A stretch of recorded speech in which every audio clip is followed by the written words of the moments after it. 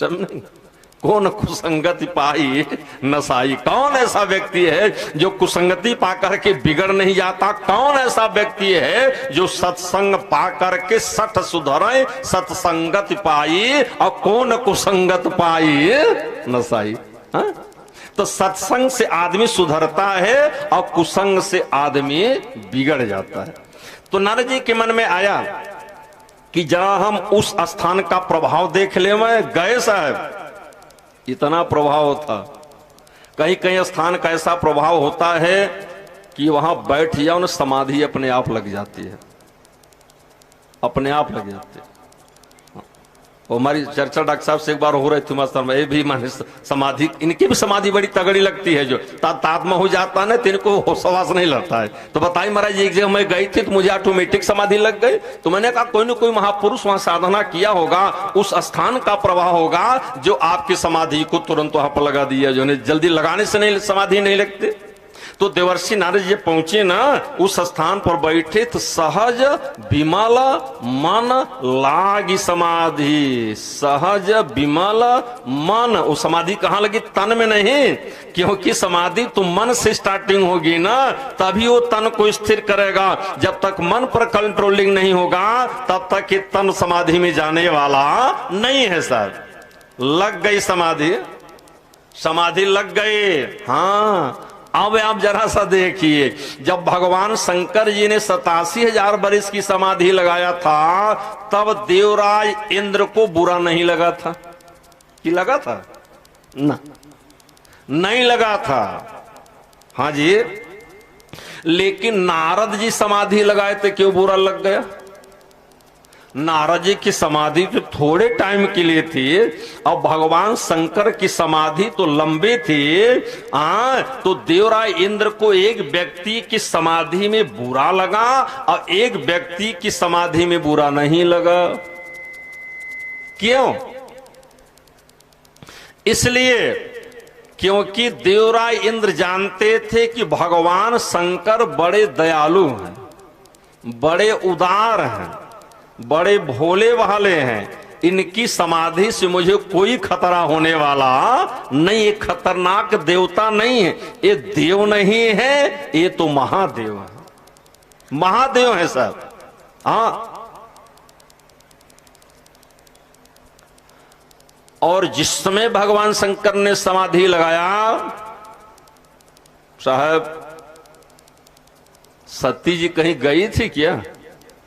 ना, बैठी थे, बैठी थी। हाँ, बैठी थी। तो देवराय इंद्र ने देखा उस दृश्य को और देख लिया 87,000 वर्ष की समाधि को कि सामने सती जी बैठी हुई है। उस समाधि से इंद्रलोक में कोई खतरा आने वाला नहीं है, जो है। हाँ, नहीं है। लेकिन देवर्षि नारद जी ने जब समाधि लगाया तो डरने लगे। यानी इंद्र को न देव से डर है, न महादेव से डर है तो भारत के साधुओं से डर है, संतों से डर है साहब। साधु से कौन नहीं डरता, यहाँ का भगवान भी डर जाता है साहब। हाँ, तो देवर्षि नारद जी ने समाधि लगाया तो देवराज इंद्र को बड़ी चिंता हुई और देवराय इंद्र ने देवलोक से अप्सराओं की काउंटिंग करके और कहा भैया देवर्षि नारद जी के पास जाओ। जाओ। बोले क्या करूं? बोले समाधि भंग कर दो, समाधि भंग कर दो। अरे बाप रे, एक व्यक्ति की समाधि भंग करने में कामदेव जल करके खाक हो गया था। जब शिव तीसर नयन उघारा, चितवत काम भयउ जरछारा। ये बाबा जी हैं, हम लोग नहीं जाएंगे, नहीं जाएंगे। अरे भाई देवराय इंद्र का मेरे आदेश का पालन करने पड़ेगा, जाना पड़ेगा तुम लोग को ना। तो अप्सराओं ने कहा भाई चलो, हम लोग तो है नौकर करने काम करने वाले, चलते हैं। तो सारी अप्सराएं आई साहब देवर्षि नारद जी के पास। हाँ हाँ, क्या हुआ? बोले काम कला का, जो भाव पर भी चल रहा हूं समझिए, आप गौर से दिमाग लगाए रहिए। काम कला कछो अमुनिहीन व्यापी और निज भय डरहि और मनोभाव पापी अब शंकर जी का चरित्र देखिए, शिव जी का चरित्र देखिए। इसी दृश्य को दृश्यमान किया भगवान राम जी ने, और राम जी ने घोषणा कर दिया कि अगर तुम मेरी भक्ति प्राप्त करना चाहते हो तो पहले नाता शिव से जोड़ना, शिव से नाता जोड़ना।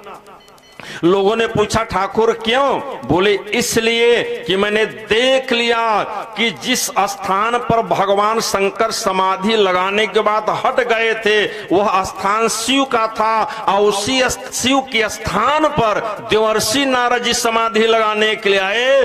देवलोक की अप्सराएं नारद जी की समाधि तोड़ नहीं पाई और लौट करके वापस चली गई। जब शिव के स्थान का इतना प्रभाव है और जब तुम्हारा नाता भगवान शिव से हो जाएगा तब मुझसे जुड़ने में देर नहीं लगेगा। इसलिए राम जी को कहना पड़ गया साहब, बोले जय पर कृपा न करें पुरारी, सोन पाव मुनि भगति हमारी, और यह संवाद जासुर आवा, और रघुपति चरण भगति सोई पावा, अविक्षित फल बिनु शिव यव राधे, और लहैन कोटि जोग जप साधे, ए तो मंगल भवन य मंगल हारी, उमा सहित जही जपत पुरारी। नारद जी को शिव महिमा का पता चल गया सर।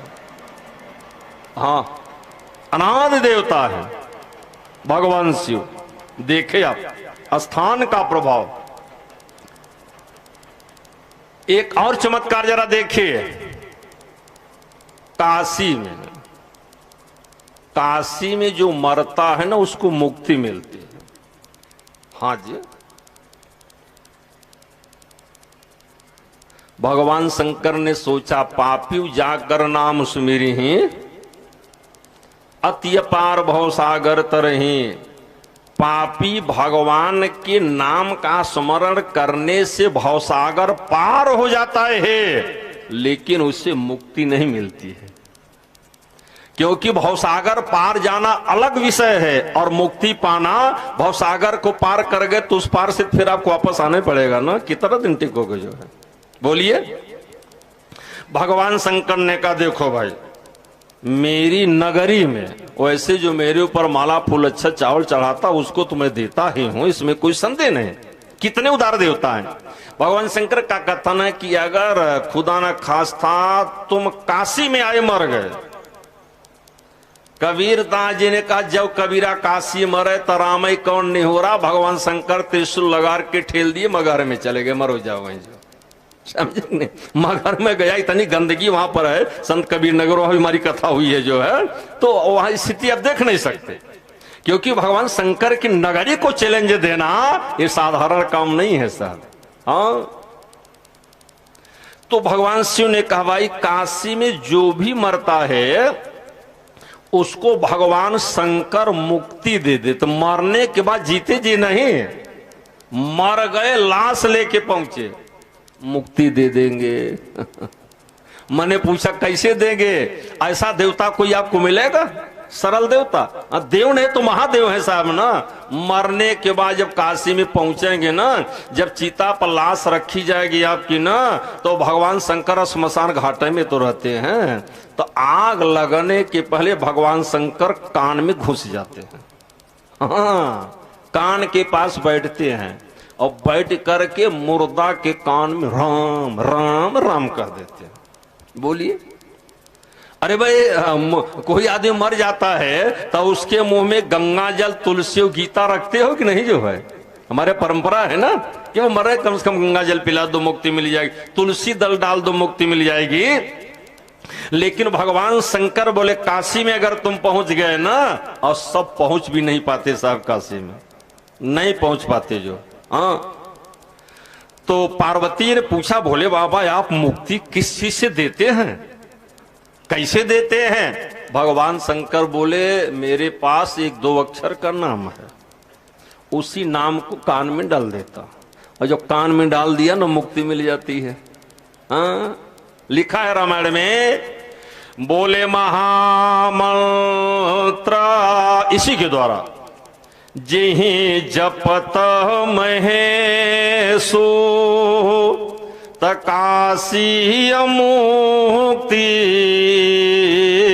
और हेतु उपदेशो और काशी मुक्ति और हेतु उपदेशो, यही मुक्ति का हेतु माने कारण बन जाता है भगवान शिव का।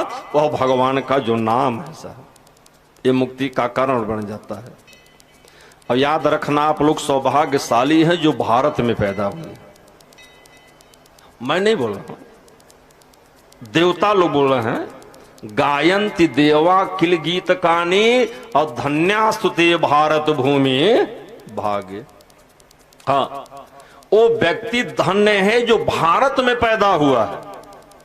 क्यों?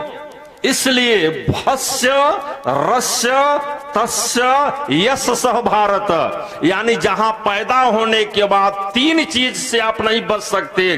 भ माने भक्ति रूपी गंगा, र माने रवि तनुजा जमुना और त माने तत्वदायिनी रूपी सरस्वती की धारा आपके भीतर प्रवाहित हो जाएगी अगर आप पैदा हुई है भारत में सर। समझे?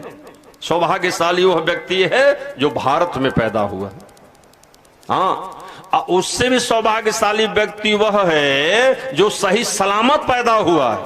हाँ, उससे भी सौभाग्यशाली वह व्यक्ति है जो पैदा होने के बाद भगवान के काम में लगा हुआ है। हाँ, उससे सौभाग्यशाली वह व्यक्ति है जो साहब तीर्थ में पैदा हुआ है, क्योंकि तीर्थ की अनंत महिमा है ना। हाँ, और उससे सौभाग्यशाली वह व्यक्ति है जो भगवान की कथा से अपना नाता बना लिया।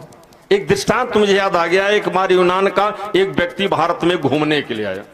भारत घूमने के लिए आया।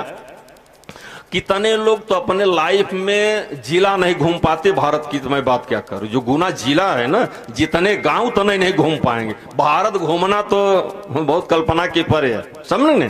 तो यूनान का एक व्यक्ति भारत घूमने के लिए आया। उसने सोचा बहुत देवताओं ने भारत की महिमा का वर्णन किया है, तो जरा चल करके देख ले भारत में है क्या। वो भारत घूमने के लिए आया। अब पूरे भारतवर्ष का भ्रमण किया। अब भारतवर्ष का भ्रमण करने के बाद जब दिल्ली पहुंचा ना, तो यहाँ के जितने मंत्री लोग थे, सोचा हम इनको सम्मान सहित बैठा करके देश वापस कर दे, ताकि ये जाए तो भारत की प्रशंसा करें, जो प्रशंसा करें। तो जब वो व्यक्ति जहाज में बैठने लगा तो लोगों ने क्या देखा कि उसके पैर में जूता नहीं है। जूता नहीं है। लोगों को बड़ी घबराहट हुई, अरे कहीं जूता गायब तो नहीं हो गया, जो है कहीं जूता गायब तो नहीं हो गया। हाँ, बड़े भी समय में पड़ गए, जो है। तो जूता चोर हमारे जूता चोरी का सिस्टम तो शादी से चल रहा है ना, समझेंगे। शादी में आजकल जूता चुराने वाले को 10,000 देना पड़ता। कई बारात में गया और वो सालियों ने जूता चुरा लिया, 10,000 रुपए की मांग की। अब दे ना 10,000। तो मैंने कहा जूता पाचे से कहा छोड़ो, 10,000 काहे को दोगे। बोले नहीं महाराज, बेइज्जती हो जाएगी। जूता चोरी जा रहा है, जूता चुराने में 10,000 देना। कहा दो, हमारा क्या जा रहा है, जो है। तो लोगों ने सोचा कहीं जूता चोरी तो नहीं चला गया। तुरंत आदेश हुआ, नया जूता बन करके आ गया साहब। लोग देने लगे। अरे बोले भाई कीमती जूता पहन लीजिए। उस व्यक्ति ने कहा ना, मैं जूता नहीं पहनूंगा। बोले क्यों? बोले मैं भारत घूमने आया था ना। ये भारत त्याग की भूमि है, ये भारत संतों की भूमि है, ये भारत भक्ति की भूमि है, जहां पर स्वामी रामकृष्ण परमहंस आए, स्वामी विवेकानंद जी आए, स्वामी रामानंद जी आए, महात्मा गांधी आए, जिन्होंने अपने जीवन में इतना बड़ा महान त्याग किया।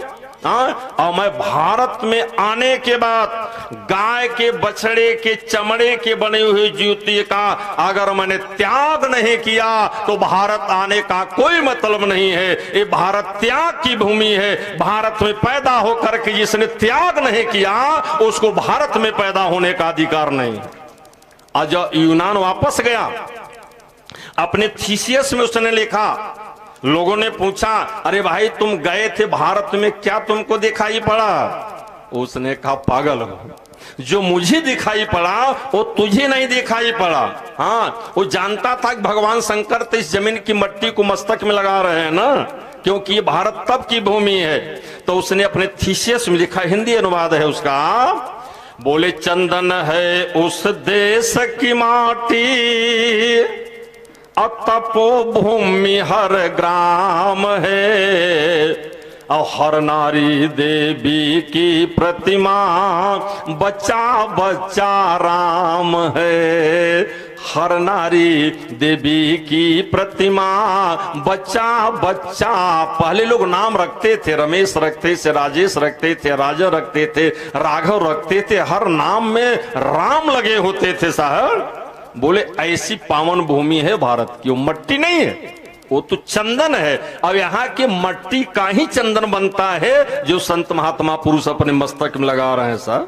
हाँ, बोले और क्या देखा? बोले एक चीज मैंने और देखा। क्या? तो बोले चंदन है उस देश की माटी, तपो भूमि हर ग्राम है, और हर नारी देवी की प्रतिमा, बच्चा बच्चा राम है। और क्या देखा? हाँ, तो बोले जहां देश के सैनिक रण में गाया करते गीता, क्योंकि गीता रण में पैदा हुई थी ना, युद्ध के मैदान में पैदा हुई थी ना, तो लिखने लगा कि जहां देश के सैनिक रण में गाया करते गीता, तो जहां देश के सैनिक रण में गाया करते गीता, और जहां खेत में हल के नीचे पैदा होती सीता, जहां हल के नीचे जमीन से सीता जैसी देवी का प्रादुर्भाव हुआ, इतना महान त्याग था कि 3-3 बार आग में डाली गई, लेकिन आग की आंच तक सीता जी को नहीं लग पाई। ऐसी भारत की पावन तपस्थली भूमि है साहब। यहाँ का पैदा होने वाला हर व्यक्ति सौभाग्यशाली है। देवता लोग यहाँ पैदा होने के लिए तरसते हैं और यहीं का गुणगान कर रहे हैं। गायंत देवा किल गीत गानी और धन्या स्तुति भारत भूमि भागी। धन्य तो आप लोग हो, धन्य घरी जोई सोई जब सत्संगा। हाँ, आप लोग सत्संग में आकर के बैठे हुए हैं, आप लोग भी किसी धन्य से कम नहीं है और बड़ी तन्मयता उदारता से भगवान की कथा में आपका मन केंद्रित है।